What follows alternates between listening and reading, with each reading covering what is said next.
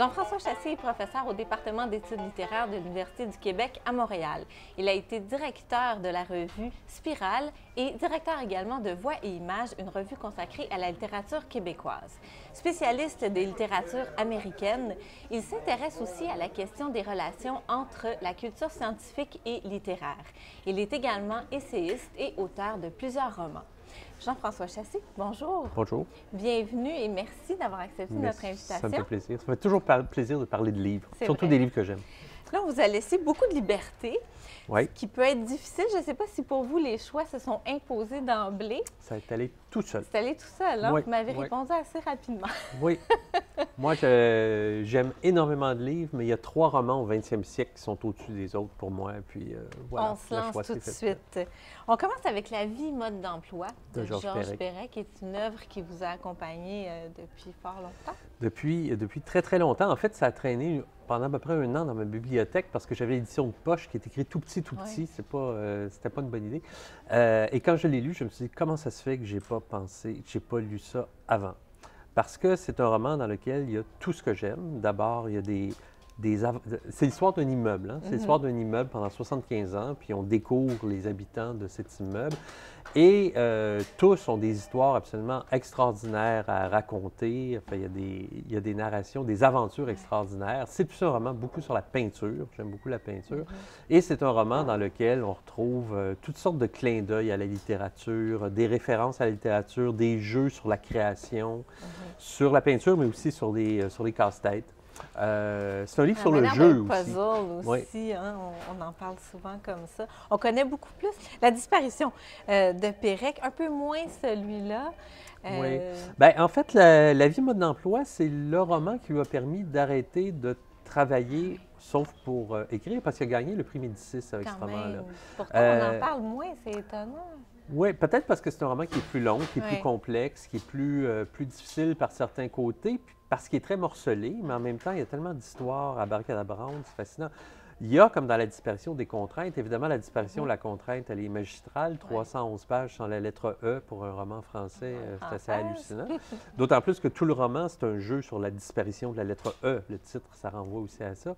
Mais dans La vie, mode d'emploi aussi, il y a une foule de contraintes. Puis quelqu'un qui veut s'amuser, aller chercher, peut jouer pendant très, très longtemps avec ça. Perec a toujours dit que l'important des contraintes, c'est qu'on ne les voit pas. Oui. Mais qu'on puisse lire le roman sans avoir l'impression que ça Que repose sur la contrainte. Ou que c'est simplement un exercice de C'est style. ça, que ça soit seulement un exercice de style. Donc, l'important, c'est de ne pas la voir, la contrainte, quand c'est terminé. Mais si on veut commencer à s'amuser, à aller chercher, alors là, c'est un plaisir infini. Vous nous parlez ensuite de Robert Musil, Oui. une autre œuvre colossale, L'homme Oui. sans qualité. Jamais terminé, en fait. Hein? Ça fait 2000 Inachevé, pages, c'est puis vrai. ça n'a jamais Ouais. été complété. C'est un roman que j'aime beaucoup aussi parce qu'il est foisonnant. Vous pouvez remarquer que j'aime les romans qui sont assez gros.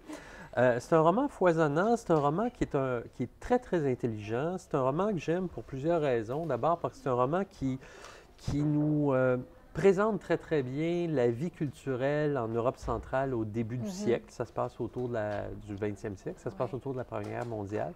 C'est un roman aussi qui joue entre les genres. On est parfois près de l'essai, autant dans l'essai que dans le roman. J'aime bien ces romans qui jouent sur la frontière des genres. C'est tout ça un roman qui m'intéresse pour une chose, c'est qu'il y a une grande réflexion sur la science. Alors, vous l'avez dit au début, ça m'intéresse toujours la représentation de la science ou du discours scientifique dans la fiction, puis les personnages de scientifiques, tout ça.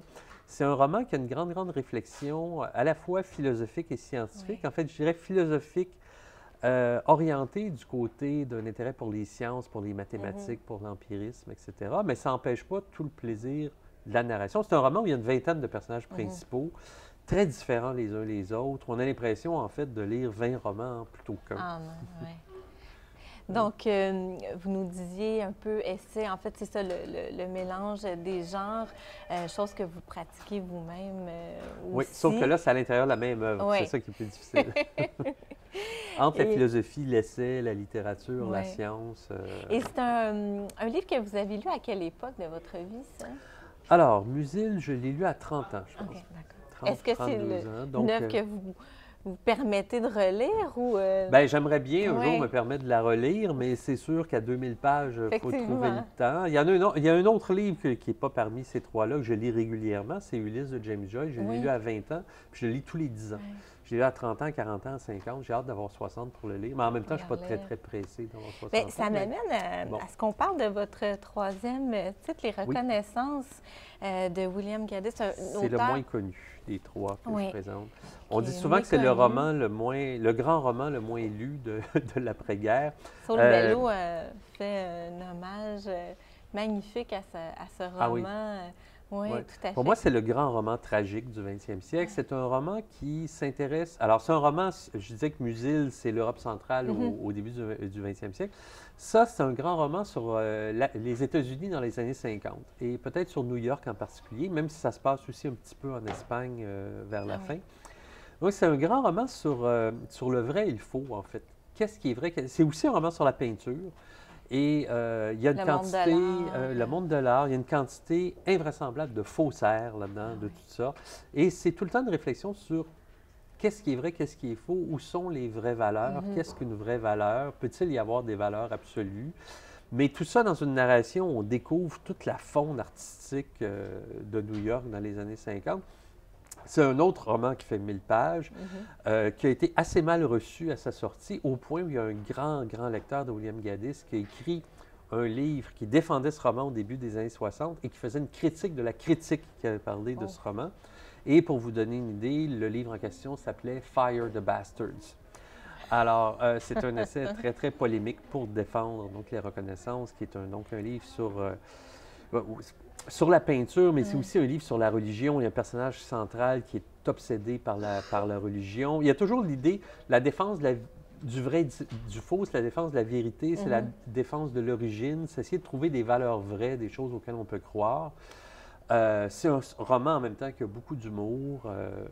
La construction est très particulière aussi, c'est presque entièrement sous forme de dialogue, Il y a le roman? beaucoup de dialogues. La plupart, Gaddis a publié seulement 4 romans dans Ouais. toute sa vie, qui sont généralement assez volumineux. 3 des 4 sont assez volumineux. Et c'est souvent sous forme de dialogue. En fait, celui-là, c'est peut-être celui où il y a la plus grande part qui est faite à une narration. OK, d'accord. Mais il y a quand même, il y a des soirées dans des parties qui durent 50, 60 pages, où les gens se parlent, puis tout est artificiel. Alors, des gens qui, avant d'aller à une soirée, se disent, bon, là, tel peintre est à la mode, c'est telle phrase qu'il faut dire sur lui. Donc, il y a quelque chose de très artificiel, volontairement. Donc, il ridiculise beaucoup ce côté artificiel, toujours à la recherche du vrai, en fait. Et non, c'est magnifique. Et puis, il n'est même pas en poche en français, celui-là. Alors, en anglais, il se trouve facilement, mais est-ce c'est 1000 pages que en la anglais, traduction, la traduction est très bonne. est très bonne? Oui. Bon, c'est quand même Oui, important. la traduction est excellente. Jean-François Chassé, merci beaucoup d'avoir partagé avec nous toutes ces lectures. Ça me fait plaisir. Et nous, on se retrouve la semaine prochaine pour d'autres identités littéraires.